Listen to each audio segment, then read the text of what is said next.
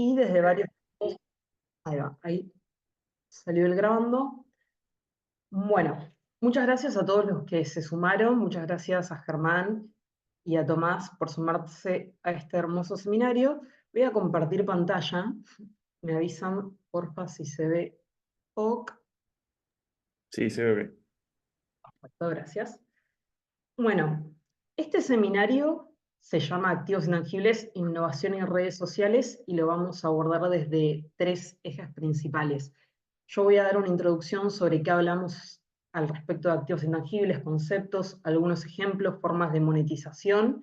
Tomás va a hablar de los distintos eventos tributarios, sobre todo con perspectiva internacional y transaccional, de lo que se puede llegar a producir tributariamente hablando. Y Germán después va a hablar sobre tokenización, innovación y políticas públicas. Germán es investigador, así que nos va a contar mucho de lo último y súper actual.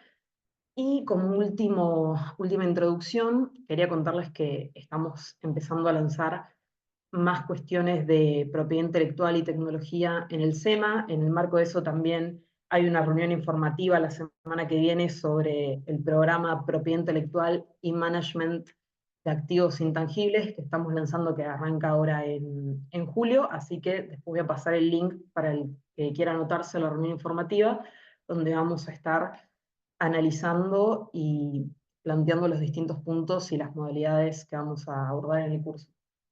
Entonces, para finalizar un poquito con la introducción, decidí dar la introducción a todo lo que son activos intangibles y abordarlo desde las siguientes 3 preguntas esenciales, que es la información que me interesa que se lleven hoy y que es lo más útil para después abordar los siguientes temas. En primer lugar, ¿qué particularidades tienen los activos intangibles? Los que venimos de planificar o de trabajar jurídicamente con activos tradicionales, típicos inmuebles, cuentas bancarias o activos tangibles, por decirlo de alguna manera, vamos a encontrar distintas diferencias y particularidades, sobre todo en la forma de transaccionar con esos activos, en la forma de constituir y en la forma de proteger a los activos. Después, cómo se transaccionan con los derechos intangibles y en específico cómo circulan por redes sociales. Vamos a hablar un poco de medidas técnicas de protección, el fenómeno social de los creadores de contenido también. Y por último, cómo se monetiza en entornos virtuales y cómo se protege. Para los que no están familiarizados con los activos intangibles, yo los defino de una manera bastante amplia y dividiéndolos en algunas categorías. Por un lado tenemos propiedad intelectual, que históricamente se suele dividir en lo que son derechos de autor, y propiedad industrial, que sería más la parte de marcas, patentes o cuestiones no tan artísticas, si se quiere, sino más eh, orientadas a la producción económica.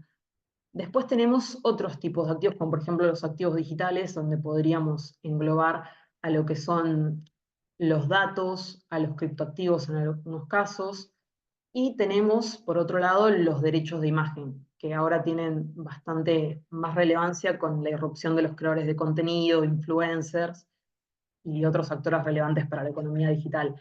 Lo más característico, o lo que a mí personalmente más me gusta de estos activos, es que no necesariamente suelen materializarse en un solo producto y tienen varias industrias. Acá, por ejemplo, traje algunos recortes de noticias y si alguien quiere, creo que no están habilitados los micrófonos, pero si alguien quiere decir, por ejemplo, qué activos intangibles ve en estas distintas notitas, me parece bastante interactivo. No sé si alguien quiere escribir por el chat.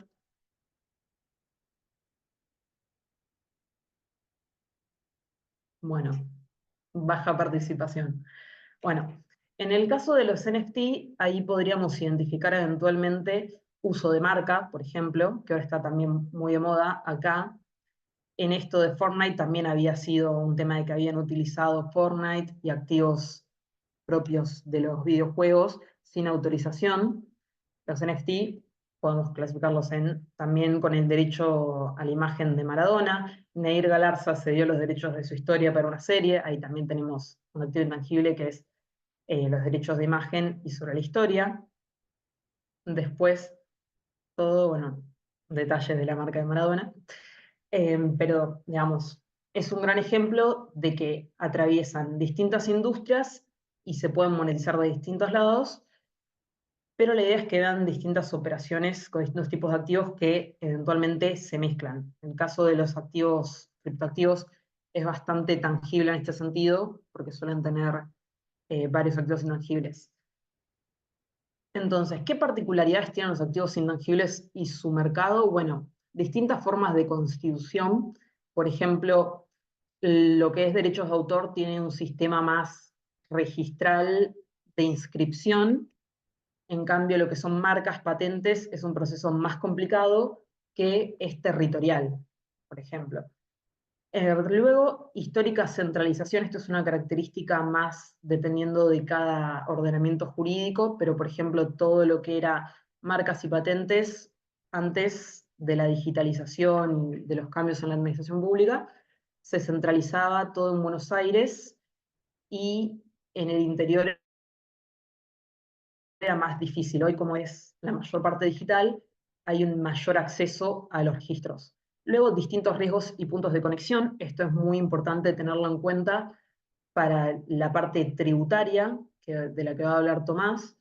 Y cuando me refiero a distintos riesgos, es, por ejemplo, todo lo que es jurisdicción, se ve mucho en contratos, que ahora vamos a hablar un poquito de los contratos, que se puede someter a distintas jurisdicciones y leyes, más allá de que el activo en sí y todo lo que haga al registro del activo suele estar por la jurisdicción del registro, pero a la vez se puede jugar en la parte contractual respecto de las licencias, cesiones, a las leyes a las que se someta.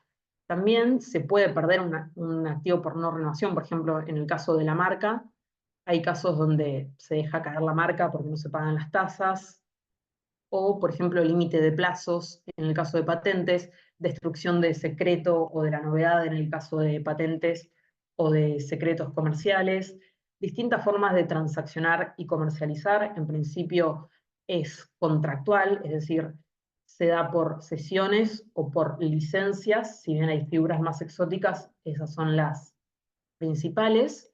Luego también nuevas cadenas de valor que están naciendo ahora y monetización en redes sociales, que vamos a hablar de la circulación de los contenidos y las medidas también que se toman para proteger los activos.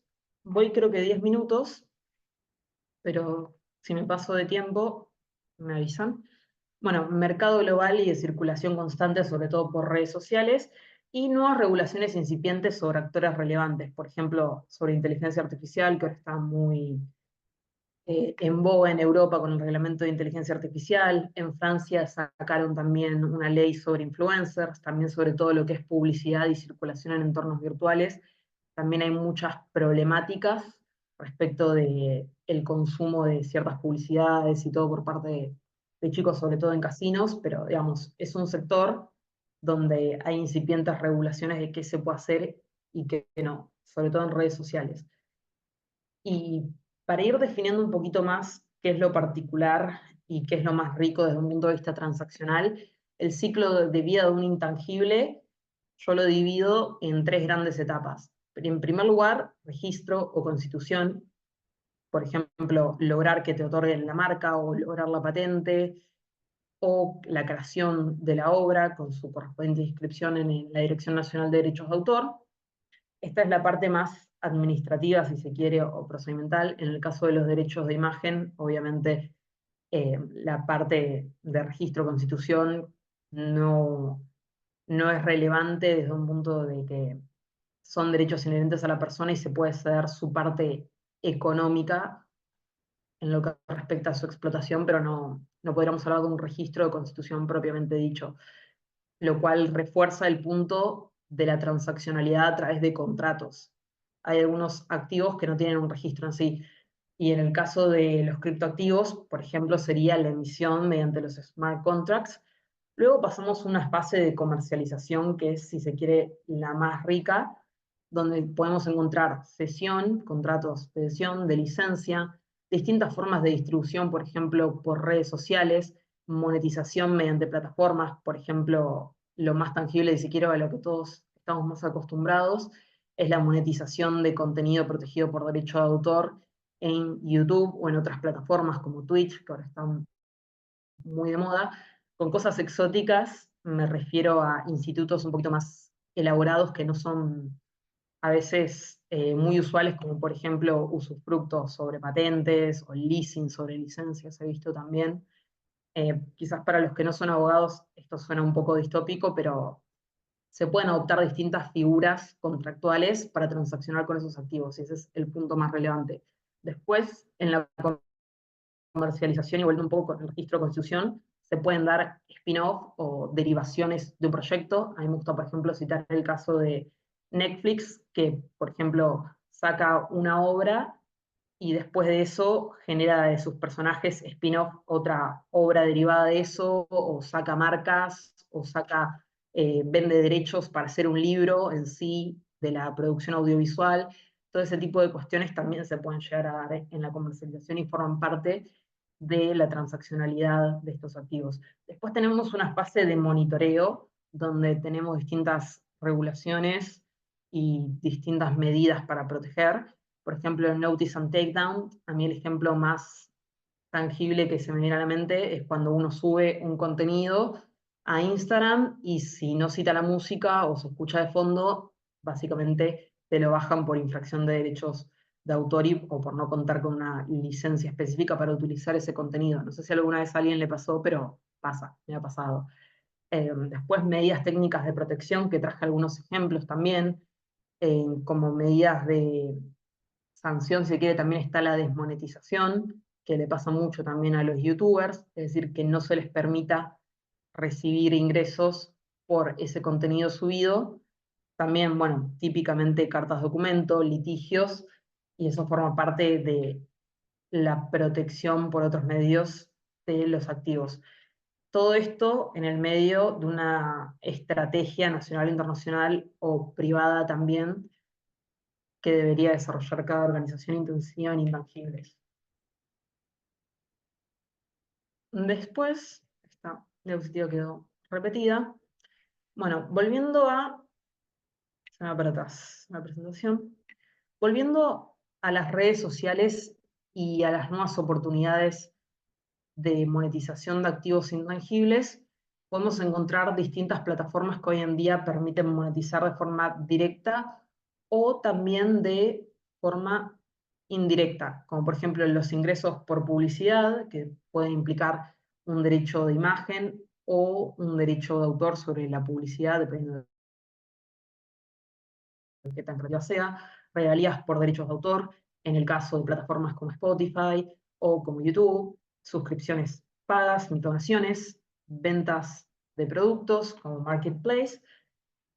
Y estos cuadritos son extraídos de un paper que si alguien desea después se lo puedo pasar, pero acá está citado, que cuenta las principales formas de monetización y las oportunidades de cada mercado segmentado.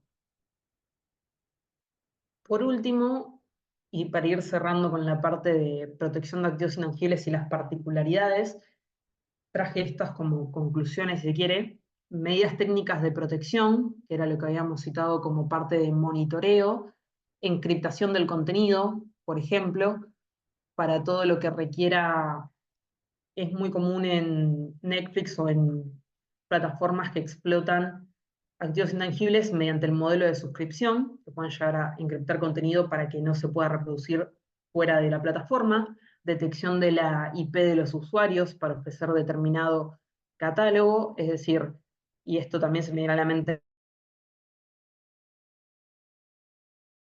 en Netflix, que lo hace, que determinado catálogo. Eso es por una cuestión de protección de activos intangibles en plataformas, porque en cada jurisdicción Netflix tiene distintas licencias y eso es lo que determina el catálogo. Después, Digital Watermarking, que es básicamente la marca para identificar el contenido, bloqueadores de programas, que por ejemplo lo que hacen es impedirte o que grabes, o que saques screen, o que vulneres de alguna forma y reproduzcas el contenido. Notice and Takedown, que es lo que habíamos conversado del sistema interno de cada plataforma, de recibir una notificación y bajar el contenido, o eventualmente no bajarlo, pero desmonetizarlo.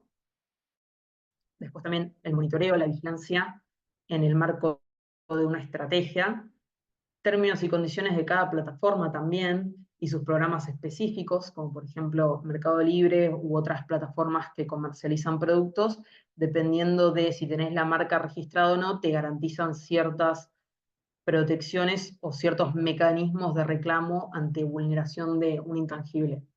Esto por mi parte, no sé si me excedí del tiempo, pero era lo más relevante para darle pie a los siguientes expositores respecto de los aspectos tributarios y de política pública de los activos intangibles. Por último, para los que se sumaron hace poquito, en la semana que viene tenemos una reunión informativa en el marco del programa Propiedad Intelectual y Management de Activos Intangibles que estamos lanzando. Así que voy a pasar el link. Abajo tienen mi mail por si quieren la presentación o algún paper. Y por mi parte, esa sería la introducción. No sé si alguien tiene alguna pregunta por el chat. No vi nada, pero... Por el momento no hay nada. Ok, perfecto. Bueno, si hay preguntas después, aquí estoy. Todo tuyo, Tommy. Bien. Gracias. Ahí se está viendo bien, ¿cierto? O no sé si bien, pero se está viendo la presentación por lo menos. Sí, sí. Ok, bueno, gracias Camila, gracias Usema por el espacio. Nada, cuestiones fiscales relevantes, cuestiones tributarias relevantes en lo que hace a la explotación, comercialización y registración. En realidad las tres etapas que nombró Camila recién.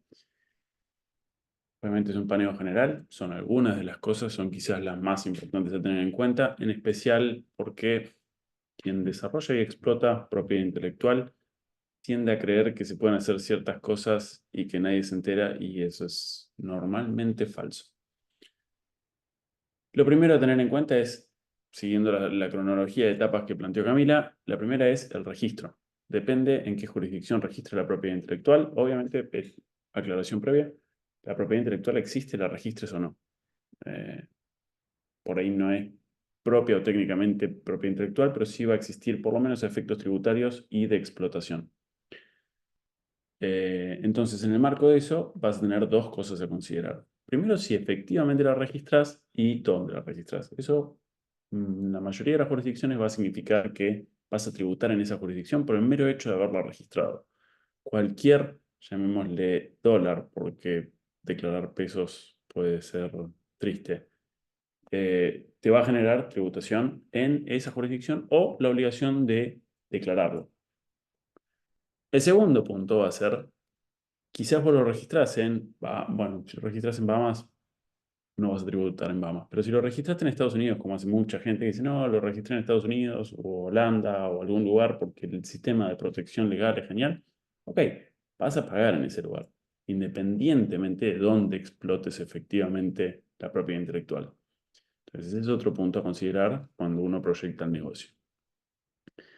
Obviamente eso también va a dar lugar a licencias, regalías, sublicencias, si uno quiere ir desapegando el negocio. Y todo eso también va a ser a la idea de tributación y negocios cada vez más complejos desde lo tributario que vamos a ver en las siguientes diapositivas. Sobre lo que por lo menos a efectos comerciales sería propiedad intelectual no registrada, ahí también hay cosas a considerar, porque todo lo que hace gastos de desarrollo empiezan a darle valor a esa propiedad intelectual. Entonces, el eventual aporte de esa propiedad intelectual a una entidad o de los derechos de exportación va a estar condicionado por los gastos en su desarrollo. Entonces, también esa va a ser una cosa muy importante de, no, pero firmamos un contrato donde le decía que le daba el 50% por un aporte de $50.000, pero lo vendemos, lo traspasamos a cero. Y vos decís, no, vos ya dijiste que eso vale $100.000. Entonces, ese tipo de cosas también a considerar fundamental en materia tributaria. Básicamente el consejo es, desde el primer momento, consulte a su asesor tributario porque le va a salir más barato que afrontar los problemas después. Después sí entramos en lo que son las cuestiones de lo que se conoce normalmente como sustancia o sustancia económica y funciones de EMPE. Sustancia es un concepto político de política tributaria que usan las administraciones tipo Cuco para hacer lo que quieran, básicamente, pero sobre todo para no esconder, espantar contribuyentes, asustarlos y decirle paga algo. Y si no me pagas, uso sustancia para hacer que me pagues. El criterio general es que ese concepto remite a la existencia de medios y recursos materiales suficientes para llevar adelante las funciones. Sobre todo, una de las cosas que se hace es un argentino o de cualquier país registrar la propiedad intelectual en otra jurisdicción y para no tener que declarar la renta derivada de esa jurisdicción, crea muchas veces una LLC o una entidad en Caimán o donde sea. Y dice, no, no, pero ya tengo una entidad. Claro, pero esa entidad tiene los recursos materiales para llevar adelante esa explotación o todo lo que vamos a ver después de esa propiedad intelectual. Si no es el caso, típicamente se va a considerar que no tiene sustancia y todo el resultado económico que obtenga esa entidad lo debería declarar el accionista o el miembro de esa entidad. Entonces ese es otro punto a considerar. En materia de activos, llamémosle activos intangibles o propiedad intelectual, uno de los puntos que se ve como referencia de sustancia son estas 5 funciones, que es lo que tradicionalmente se conoce como las funciones de EMPE, que hacen al desarrollo, mejora, mantenimiento, protección y explotación. Obviamente esas funciones se pueden dar descentralizadas, sino en una única entidad. El golden standard es tenés las 5 funciones en una única entidad. Pero, por supuesto, podés hacer un desmembramiento y que el desarrollo o el mejoramiento te lo haga una entidad del propio grupo. O, como muchas veces pasa, una LLC en Estados Unidos decimos que es la propietaria de la propiedad intelectual o del software o lo que sea, pero resulta que el ingeniero informático o el desarrollador está en Argentina, es el único que trabaja, maneja completamente la LLC, es el único miembro de la LLC. Y decís, ok, ahí las funciones de EMPE no están en la LLC, sino que están en la persona en Argentina. Entonces te va a transparentar todo y gastaste plata en una LLC, mucha o poca, pero pensando que estabas haciendo algo que no estás haciendo. Obviamente, por ahí sí te sirve a efectos cambiarios. Hoy menos que antes, pero sigue sirviendo cobrar en el exterior y que el titular de la cuenta sea alguien más. Pero esos son algunos de los elementos a considerar también. Vinculado con esta cuestión de sustancia están lo que se conoce como los regímenes de transparencia o de atribución de resultados. Que significa que ante la inexistencia, no necesariamente, pero el estándar normal es ante la inexistencia de sustancia o de sustancia económica suficiente, lo que va a pasar es que los resultados atribuibles a esos vehículos o estructuras para la explotación de la propiedad intelectual se van a atribuir a los accionistas, miembros o socios. De vuelta, abriste una LLC pensando que ibas a trabajar, ibas a desarrollar un software, que no ibas a pagar nada porque alguien te dijo que las LLC no pagan impuestos, y resulta que estás pagando en todos lados y estás cometiendo infracciones en todos lados y quizás delitos penales. Entonces, es como punto crítico a considerar. Normas antidiferimiento también. Ponerle que te asesoraste, no sé si te asesoraste, pero dijiste voy a armar una Cayman Sandwich. No importa si saben lo que es, porque normalmente quien escribió en Google que te armes una Cayman Sandwich tampoco sabe. Entonces, ¿qué lleva como resultado de eso? Que vos tenés una entidad que te dijeron que no es transparente, que tenés una corporación en algún lado y que dijiste, bueno, ok, no, pero yo tengo la LLC, pero también tengo una entidad bueno, si es una Cayman Sandwich en Caimán, pero podría estar en cualquier otro lado. Convencidísimo, dejas de declarar todo en todos lados y quizás no te detectan nunca y sos feliz. Pero si alguien te llega a detectar o tenés una pareja con la que te peleas mucho y tu pareja te quiere arruinar la vida, te va a decir, esta persona tiene una entidad en Caimán, hacen la denuncia ante AFIP, denuncia anónima muchas veces, y de repente vos tenés una fiscalización donde AFIP o la autoridad que sea, porque esto pasa exactamente igual en el exterior, de repente te empieza a pedir documentación y vos empezás a tener problemas por todos lados, porque dicen, che, en realidad evadiste, porque vos tendrías que haber reconocido esa renta, en vez de diferirla al momento en que te la distribuya. De vuelta, infracciones, intereses, posible delito penal, un montón de problemas. ¿Todo por qué? Porque te peleaste con tu pareja y porque no llamaste a un asesor tributario. Entonces, alguna de las dos tenés que evitar. Y normas antielusión son normas específicas que establecen los distintos regímenes tributarios donde te dicen lo que querías hacer no lo podés hacer. Entonces también, el consejo típico que uno escucha o lee, escucha en YouTube o ve en YouTube si uno quiere, o lee en cualquier foro, no es que esté mal per se, es que tiene un montón de caveats que no estás conociendo y normalmente no te están diciendo. Entonces, que hay que tener presentes esas normas anti-elusión, porque bueno, te generas un problema futuro. El principal de los problemas, y esto es quizás lo más importante para cualquiera, no suele ser que venga el fisco y te reclame plata o te diga vas a ir en cana. Obviamente es un problema enorme eso. El principal problema es si alguien quiere invertir en tu empresa o alguien quiere comprar tu empresa o ponerle que se te ocurrió que vas a salir a bolsa porque querés ser el próximo unicornio, entonces estás con rondas de seed o ya en bolsa, cualquier inversor al toque te va a detectar todos los incumplimientos tributarios que tengas. Y lo que va a hacer eso es tu acción que valía 100 pasa a valer 20. En realidad lo que va a hacer es determinar cuál es el valor probable de la contingencia, de eso le va a sumar por lo menos un 100% más, es decir, ok, tu acción vale 20 o 10 o 5 y te perdiste 95 en ese momento por haber hecho las cosas mal al principio y diciendo, no, pero no me detecta nadie. Ok, de vuelta, puede ser que el fisco no te detecte. Cualquier auditoría privada, todo esto lo detecta enseguida. No hay manera de no verlo. Otro problema muy común es el de establecimiento permanente. De vuelta, el caso del programador en Argentina, único miembro de una sociedad o socio de una sociedad uruguaya o miembro de una LLC en Estados Unidos, feliz de la vida porque tiene una entidad que lleva adelante este negocio.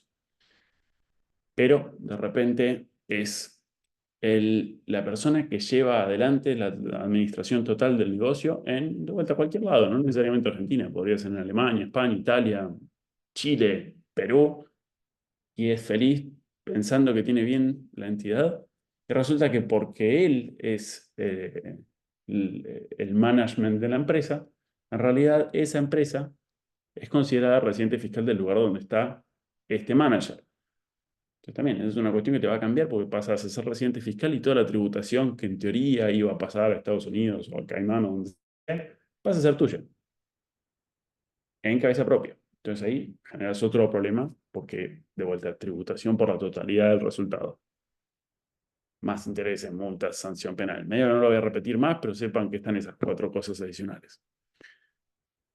Y después está el establecimiento permanente. De vuelta, programador en Argentina hace la totalidad del trabajo exclusivamente para la entidad que constituyó en Estados Unidos. Suponete que no te digan, no, en realidad toda tu entidad es argentina porque tenés el lugar, el Place of Effective Management en Argentina.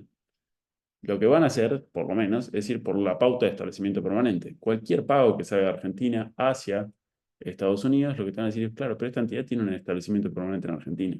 En realidad, tiene que tributar por la renta en Argentina, en tanto eso sea atribuible al establecimiento permanente. Y como el único trabajador está en Argentina, cerca del 100%, no va a ser el 100%, pero cerca del 100% de la renta obtenida va a tributar en Argentina. Entonces es una cosa que la gente hace muy contenta y después dice, claro, pero si alguna vez te detectan, y de vuelta no es que te detecte el fisco, te va a detectar el que te quiera comprar la entidad o el negocio. Lo mismo con la idea de los dependent agents. Las agentes dependientes es muy normal que mandan vendedores a distintos países del mundo. Entonces vos mandaste uno a Francia, uno a España y uno a Brasil. Y son tipitos que andan por la vida vendiendo los servicios de la entidad.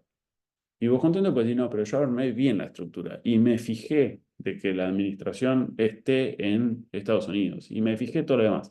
Sí, claro, pero vos tenés vendedores que tienen poder suficiente para cerrar contratos en creo que dije Brasil, España e Italia.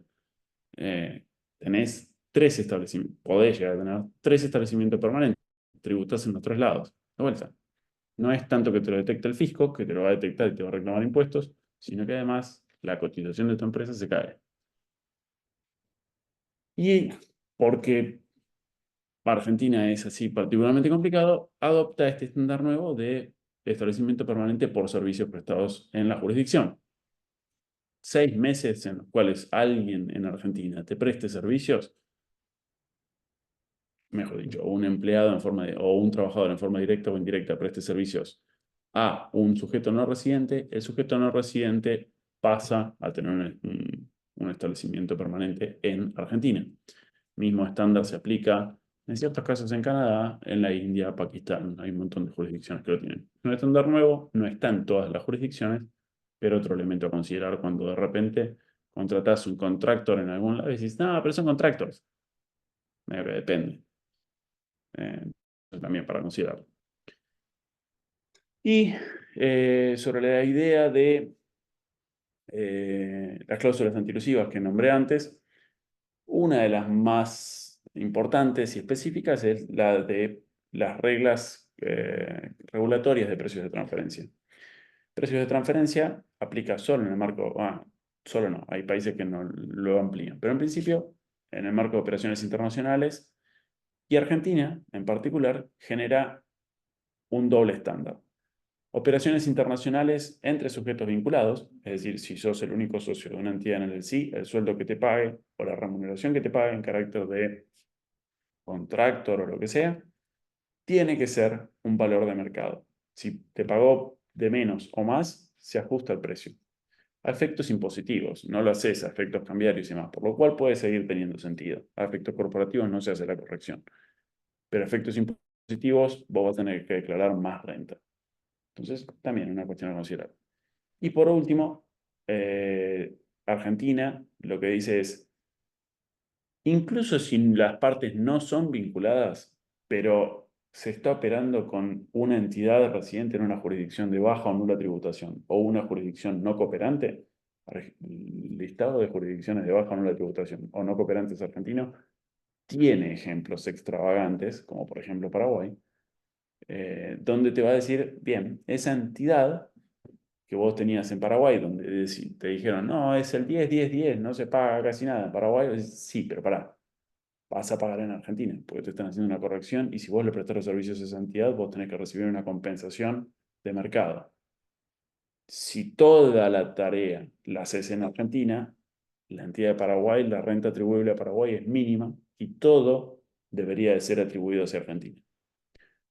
Una vez más, el punto no es si te detecta el fisco de Paraguay, de Argentina o de donde sea, que puede ser que te detecte y a medida que va pasando el tiempo es cada vez son mejores los sistemas para detectarte. El problema pasa a ser si tenías pensado levantar inversión, si tenías pensado vender la empresa o salir a bolsa. De vuelta, y lo hacía yo, que soy abogado. Imagínense si encima cae alguien que realmente entienda el tema, no hay manera de que no te detecten ese tipo de contingencias. Entonces, lo que va a pasar es, tu empresa pasa a valer un cuarto de lo que vos pensaste que valía. De lo que el mercado te dijo que valía, pasa a valer un cuarto. Y no se levanta ese precio. Bueno, espero haber sido lo suficientemente apocalíptico para que contraten un asesor tributario. Eh, y eso. Gracias. Ahí les dejo mi mail, todas que puedan tener. Me pueden contactar por ahí o LinkedIn. Gracias, Tommy. Sí, yo creo que lo que más arrastra, si se quiere, a creer que no pasa nada es justamente la característica contractual, digamos, porque yendo de nuevo al ejemplo de inmuebles, ¿no? Si uno traslada un inmueble o transacciona con un inmueble, en principio tenés un sistema registral donde tenés todo un sistema de sujetos obligados y todo, que esa transacción va a quedar y la tenés que hacer y es como más difícil ocultarlo. En cambio, cuando hablamos de sesiones más contractuales y sin una formalidad expresa, se tiende más a creer que no informó nada, no pasa nada y está todo ok, y es una transacción entre privados que no dispara ningún evento tributario. Pero bueno, en la vida real pasan más cosas. Fer, vamos con la presentación ahora de Germán. Hola, bueno, muchas gracias Camila, muchas gracias Susema por este espacio. A ver si se está viendo, se me escucha bien y quiero chequear si se está viendo correctamente. Perfecto. Bueno, Es una excelente presentación, no, no me canso de decirlo, es hermoso. bueno, gracias. Gracias. Bueno. Un poco la idea, gracias entonces nuevamente. Germán Stalker es mi nombre, abogado especialista en propiedad intelectual. De lo que vamos a tratar de hablar es hoy brevemente también, para que tengan una, una- una- una cápsula de lo que es este mundo de la posibilidad de tokenizar intangibles y activos de propiedad intelectual. Para eso una breve puesta en contexto, ¿no? de la economía del conocimiento, de los ecosistemas de innovación, de lo que son las startups, las empresas de base tecnológica, una idea de lo que es propiedad intelectual, algo ya mencionaste Camila, así que voy a ser muy abuelo de pájaro ese concepto también, y sí meternos ya en el tema que nos presenta, digamos, la actividad de tokenización de activos y de la posibilidad de transferir propiedad intelectual a través de tokens, ¿no? Entonces, lo primero que hay que mencionar acá es que estamos en una economía de conocimiento, ahí haciendo un poco de contrapunto con Tomás respecto del anclaje impositivo de lo que tiene que ver con el desarrollo de empresas basadas en tecnología o del conocimiento, tiene que ver con esta posibilidad de que la economía del conocimiento, hoy ya desde Schumpeter hasta ahora está basada en la innovación, ¿no? El conocimiento es uno de los principales, es hoy el principal activo intangible que tienen los países, las economías y las personas físicas y jurídicas para poder desarrollarse y generar ingresos, ¿no? Entonces, aquí les paso dos datos importantes, uno que tiene que ver con el Global Innovation Index, que es una publicación de la Organización Mundial de la Propiedad Intelectual, de la OMPI, que genera cada año respecto de determinados indicadores que utiliza, donde establece cuáles son las economías más innovadoras del planeta, que tiene que ver con un montón de indicadores que no lo voy a desarrollar ahora en este momento, pero para que se den una idea, Suiza desde hace ya un par de años viene encabezando esta lista del top 10 de economías más innovadoras: Suiza, Suecia, Estados Unidos, Reino Unido, Singapur, Finlandia, Países Bajos, Alemania, Dinamarca, y después que esa relación, es decir, los países avanzados son aquellos que mayor invierten tienen sus inversiones del PBI en tecnología, en ciencia y tecnología, ¿no? Y ahí, para tener una idea básica, Corea tiene el porcentaje más alto, ¿no? Por ahí en el medio también está 4,95, casi 5 puntos del PBI que destina a ciencia y tecnología e innovación.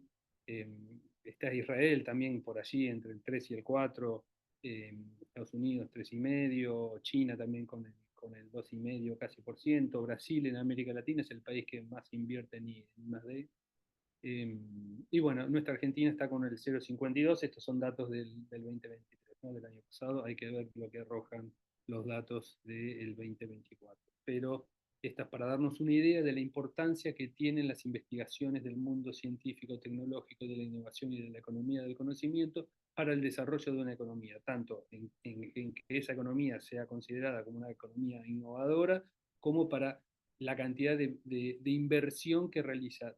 De este porcentaje de PBI, una aclaración que hay que hacer importante es cuánto es sector privado y cuánto es sector público. En las economías más desarrolladas hay un equilibrio entre porcentaje de inversión privada y porcentaje de inversión pública. En las economías en desarrollo, el mayor porcentaje, en el caso de Argentina, el 0,52%, diría que es el 90% es inversión pública, y en Brasil también, ¿no? Esa es una de las diferencias que existen también entre esos países avanzados. Y que todos esos desarrollos se generan en centros de investigaciones, en universidades públicas, privadas, que mayormente generan conocimiento permanentemente, ¿no? Hace poco, no más de una semana, leí un artículo o dos, o hace 15 días leí un artículo muy interesante publicado en La Nación sobre todo el potencial que tienen las universidades argentinas para dar al mundo, y sobre una idea de un autor argentino que se llama Darío Kotner, que tiene que ver con la transferencia ciega, ¿no? Que hay muchos investigadores argentinos que publican papers y que son citados luego en patentes en países, o sea, digamos, ellos publican académicamente sus innovaciones, sus invenciones, que después son utilizadas como referencia, como estado del arte en las patentes que son registradas en otros países, ¿no? Él a eso lo llama transferencia ciega. Eso pasa en general en América Latina. Pero para que tengamos una noción rápida. Y allí también hay otro autor que habla de los ecosistemas. O sea, esta innovación, esta economía del conocimiento ocurre no solamente, puede ocurrir dentro de empresas, esto a lo largo estoy resumiendo muy rápidamente, empresas, esto fue cambiando en los últimos 50 años, digamos, por poner una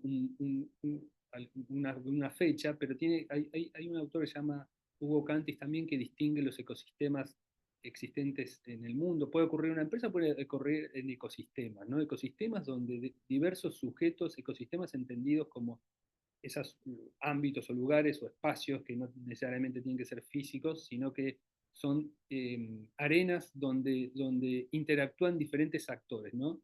Y allí también hay otro científico, tecnólogo argentino, Sábato, que ideó esta idea de triángulo de Sábato, que es conocida y es súper utilizada como referenciada en toda la academia, que tiene que ver con la presencia del sector privado, la presencia del sector público y la presencia del sector científico, las universidades, ¿no? Generando ese triángulo virtuoso de, de ecosistema de innovación. Entonces, esta otra clasificación en ecosistemas de innovación más maduros, que ya se van más de 25, 30 años, donde podemos citar el caso de Israel, por ejemplo, que se origina allá en la década del 90 del siglo pasado, o el Silicon Valley en Estados Unidos, o el ecosistema de innovación de la salud y health en Boston, o en Israel, o en Corea, que también citamos, son ecosistemas maduros, que significa que tienen una producción habitual y estandarizada de empresas basadas en tecnología, de startups y de patentes, ¿no? Y después hay ecosistemas que están en proceso, que ahí donde englobamos a diferentes países de América Latina, desde México hasta Chile, Argentina, Brasil, donde esta corriente empezó un poco después y donde todavía no están maduros, ¿no? En este sentido de una producción regular y sistemática de empresas basadas en tecnologías, de patentes, de innovaciones que son transferidas al sector productivo. La otra idea que tiene el ecosistema de innovación tiene que ver con la transferencia de tecnología y con diferentes perfiles de personas que interactúan en esos ecosistemas. Hablamos de un triángulo de Sábato, pero allí, si eso tuviéramos que personificarlo en roles o en estereotipos de personas, son los emprendedores, los investigadores o científicos, los gestores tecnológicos, que son aquellos que tienen que ayudar a que ese diálogo ocurra entre emprendedores científicos, los inversores, también son otras, ahí hablaba un poco Tomás de la inversión de la startup y de la necesidad de venture capitals que están buscando y están mirando dónde se genera innovación. Y esos son algunos de los perfiles que permiten. Son datos de una publicación que se hizo en octubre del año pasado por el BID, por el Banco Interamericano de Desarrollo,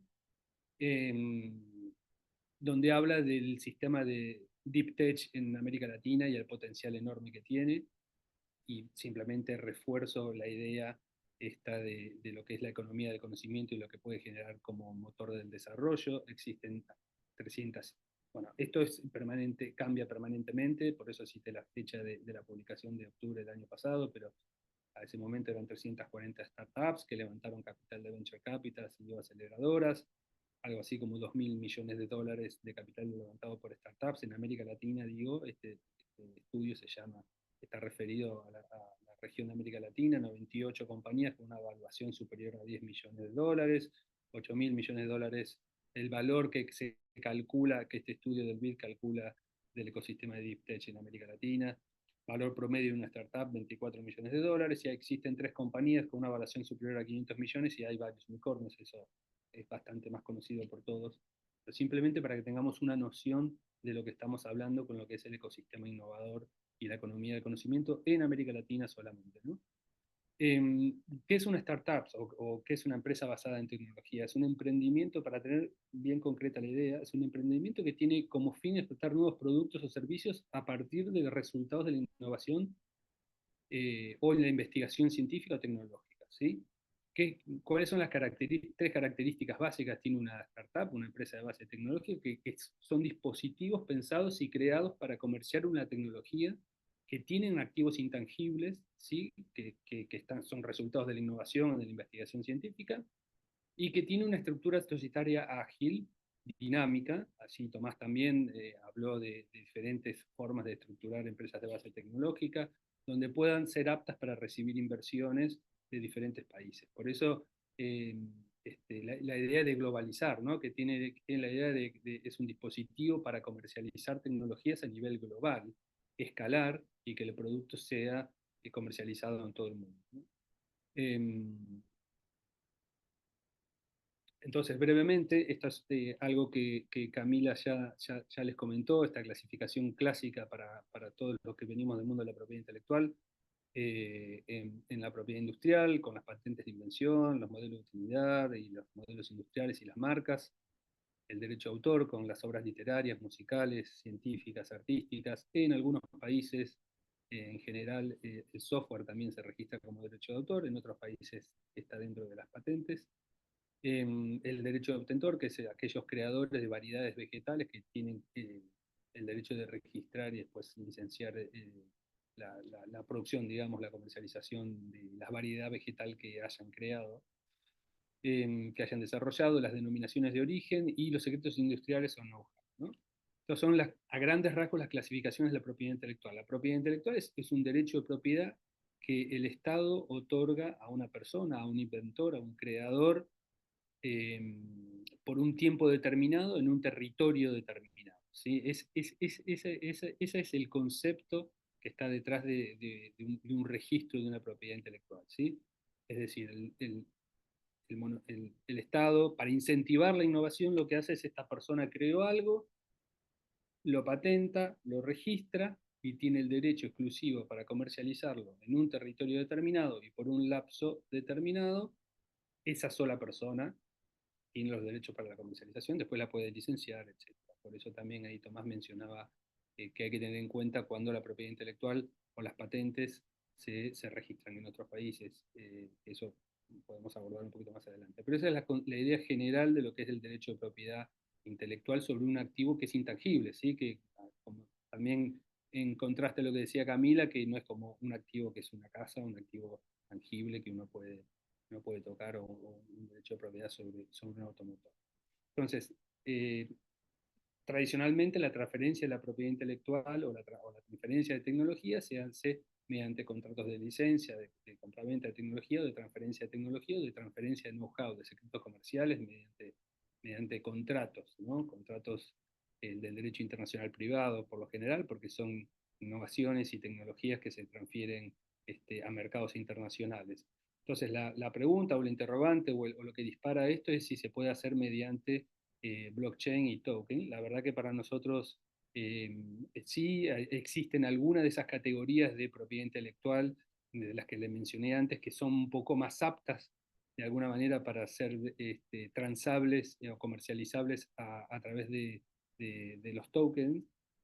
Por eso que esta idea de los activos de propiedad intelectual tokenizables, los ADPIT, ¿sí? Tienen que ver con el derecho a autor, ¿no? Que con la gran variabilidad, y hay algunas características que hacen que estas categorías de activos intangibles puedan ser más permeables a la tokenización, que sean fácilmente escalables, que tienen características universales, o los secretos comerciales o los trade secrets, que es el activo ahí, el blockchain, el token, es una herramienta fundamental para proteger la idea segura, le da seguridad y confianza al desarrollador, que no quiere que el know-how sea conocido por todo el mundo, sino que justamente quiere preservar eso de cualquier posibilidad de intromisión. Y las patentes, que son, digamos, aprovechar las patentes que están en el dominio público, quizás, también la posibilidad de financiar la entrada a fases nacionales, que era algo de lo que estaba mencionando hace un rato, porque la verdad que el financiamiento, digamos, la entrada a fases nacionales tiene sus costos a nivel internacional, y después la posibilidad de generar fondos fiduciarios que puedan administrar patentes, ¿no? O portafolios de patentes. Para tener una idea de lo que son este mercado de la propiedad intelectual, estos son datos de OMPI también, del 2023, existen más de 15 millones registradas. Hay algunos datos que se pueden globalizar y otros no tanto.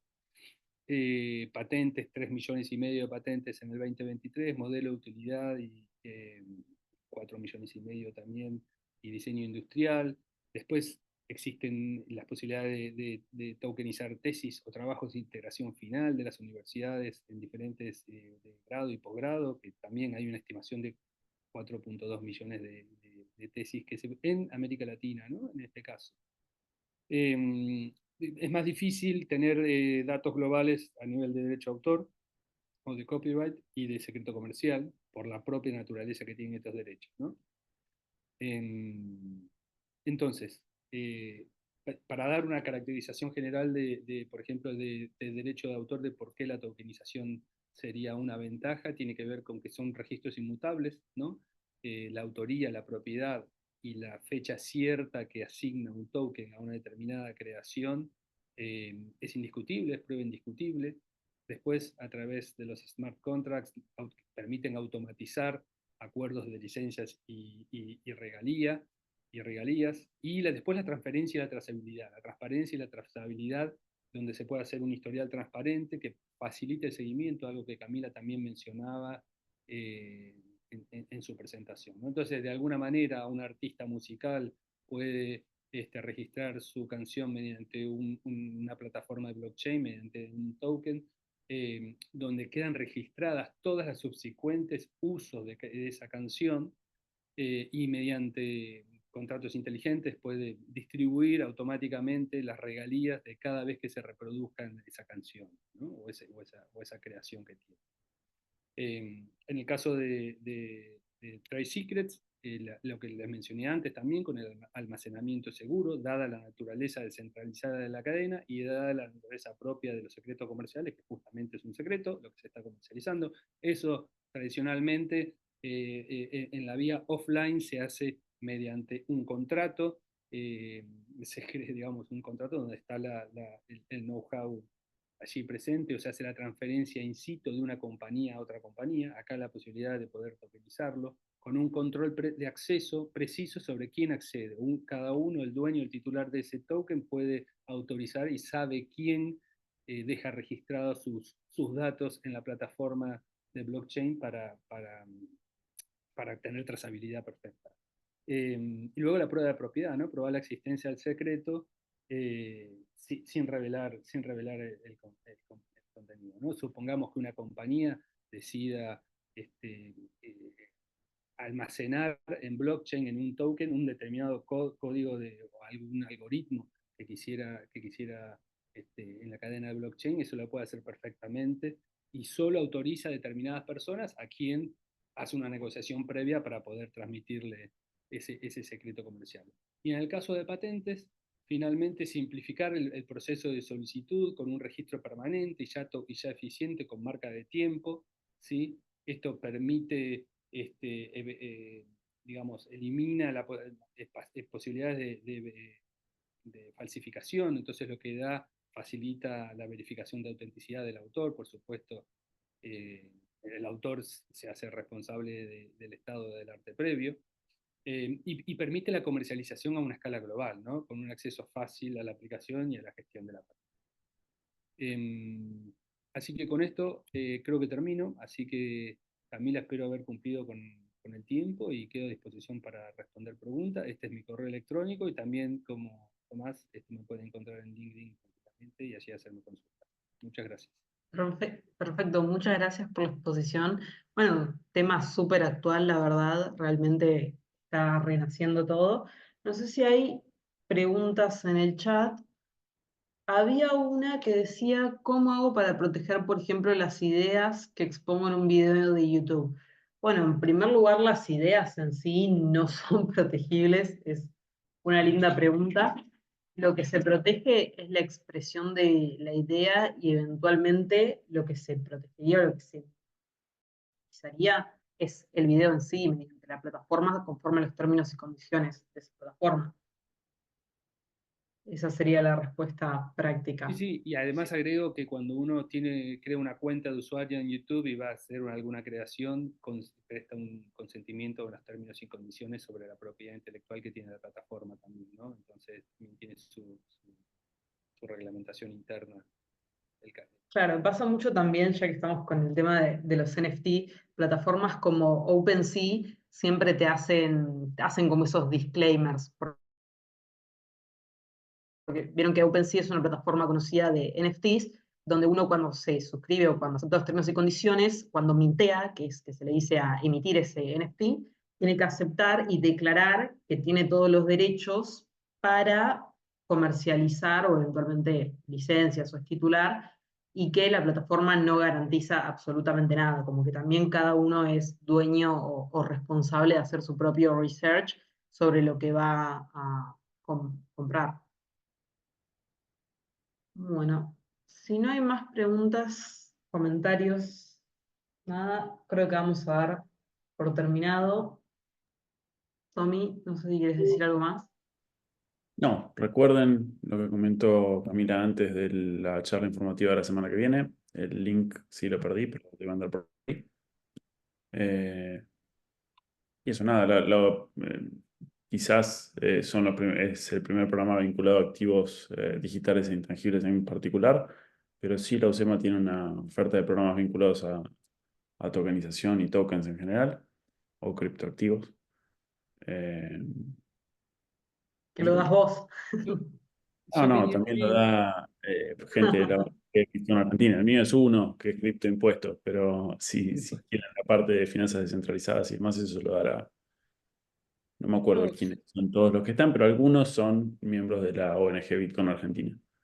mira qué bueno, Tomás. Bueno, está buenísimo. Yo simplemente agregar que quizás no estaba pensado esto así, pero en contraposición al escepticismo de Tomás, yo era un poco más optimista sobre el uso de tokenización en la propiedad intelectual, pero eso no deja de tener desafíos, ¿no? Y simplemente quiero mencionar este, ahí tres o cuatro, vos Camila algo mencionaste, uno tiene que ver con la propiedad, con el ownership de los tokens también, ahí hay un tema que todavía se está discutiendo, otro tiene que ver con la jurisdicción, eso fue lo que tocaste vos, Cami, en algunos temas que genera desafío y discusiones todavía en el mundo académico, y el liability de las plataformas también, ¿no? Respecto de los tokens que se crean. O sea, por eso dejo plantear esos tres puntitos que me parece interesantes para profundizar en ¿Sabes? en un segundo encuentro que me encantaría participar. Hay que hacer uno de tokenización, me encanta. Y de, Sabes que yo estaba pensando también justamente eso, el tema de las plataformas, sobre todo desde un punto de vista de licencias, ¿no? Porque ahora, por ejemplo, salió la regulación o el registro, si se quiere, de la CNB para todo lo que sea intermediación y ofrecimiento de activos virtuales, y las plataformas también para ofrecerlo tendrían que sacar una licencia también, lo cual obviamente en el caso de tokenización, que va a calificar como real asset o como security, hay que tener una infraestructura también, ¿no? Para cumplir todo lo que es compliance, para poder registrarse, obtener en las jurisdicciones que haya licencia también. Son varios los desafíos. Sí, Y acá totalmente. preguntan, Y no solamente aquí en Argentina, es una discusión que es global y está sucediendo en este momento. La OMPI está discutiendo sobre esto, está lanzando este workshop y mesas de conversación con expertos sobre esta temática también, y cada tanto algún paper, así que hay que estar permanentemente actualizado, es bastante dinámico, es cambiante, entonces está bueno siempre poder estar eso, actualizado, así que me parece muy buena la iniciativa que está tomando los SEMA en este sentido, me parece que hay mucho para trabajar ahí. perfecto, quién sabe si no se viene un nuevo curso propiedad intelectual y tokenización, ¿no? Lo tiro, lo tiro. Derivado de eso, si les parece, cerramos con una pregunta. ¿Cómo es el procedimiento de tokenización de la obra? Puedo tirar unos centros yo y pues paso De la Marco. pregunta. Sí. Es una gran pregunta porque depende, hoy en la práctica lo que pasa, y vuelvo a tomar como ejemplo la plataforma de OpenSea, que básicamente te ofrece una infraestructura para mintear, que es el término, digamos, que se utiliza. Básicamente, vos seleccionás el archivo y mediante esa plataforma generás el NFT. y eso es de acuerdo a los términos y condiciones de cada plataforma, y ahí circula y ahí como que se lanza. Hay maneras más complicadas, y cuando hablamos de tokens, en contraposición a lo que es NFT, solemos hablar de una emisión más estandarizada y en masa. Pero en lo que son NFTs en sí, de minteo manual, se puede hacer por una plataforma. En el caso de obras, como entendemos o se entiende por definición de la obra, es un minteo solo porque la obra es algo original y casi único que tiene ciertas características. En cambio, cuando hablamos de tokens que pueden ser masivos, como por ejemplo, no sé, licencias en específico o las típicas coins, meme coins o cosas así más masivas, ya el proceso es más técnico y suele ser con contratación de programadores privados que programan los smart contracts y emiten así, en masa. Pero eso sería la respuesta más corta. Si querés agregar Sí. algo, Javi. No, bueno, básicamente o sea, las plataformas que ofrecen el servicio de tokenización de activos intangibles tienen que ver con una registración primero de usuario, de perfil, para poder tokenizar el archivo, la creación que uno tenga, ¿no? Tiene que tener determinados atributos de comercialización después, porque eso va a permitir el minteo, como decía Cami, y después la posibilidad de incorporar una wallet también adquirente, ¿no? En lo que es el token, para poder distribuirla en esa misma plataforma. O sea, va a ocurrir todo eso en la plataforma, donde uno elija poder tokenizar la idea, la creación o la representación de la idea, pero tiene que haber un perfil y un usuario registrado de alguna manera para poder empezar el proceso, ya sea como creador, ¿no? Estamos hablando. Después puede haber otros perfiles que tengan que ver con un inversor que desee mirar y participar o adquirir tokens sobre determinada creación o determinada propiedad intelectual. Entonces, la idea es que esas plataformas tengan como esa doble entrada de oferta y demanda de activos intangibles de propiedad intelectual a través de tokens. Entonces, también va a tener que registrarse de alguna manera, identificarse, registrarse, tiene que tener una wallet para poder transaccionar dentro de la plataforma, ¿no? No sé si respondo con eso. Perfecto, sí. Me gustó la idea de planificar un curso de tokenización, así que vamos a plantearlo. Bueno, muchas gracias a todos los que se conectaron, Germán, a Tomás. La verdad que, nada, muchísimas gracias. Vamos a ir cerrando. Lo cerramos. A ver si se puede. No, me dice salir de la reunión. Tommy, Camila dice, esto va a estar en YouTube, ¿no? Entonces, Sí, esto va a estar Tomás. en YouTube. perfecto. Estoy. En el momento que yo salgo, igual se cierra, así que no te preocupes. Ah, sos el anfitrión. Ok, perfecto. Es el centro, Genial, es el genial. alma de. Hasta Bueno, luego. Bueno, un placer grande, ¿eh? Muchas gracias y felicitaciones. gracias.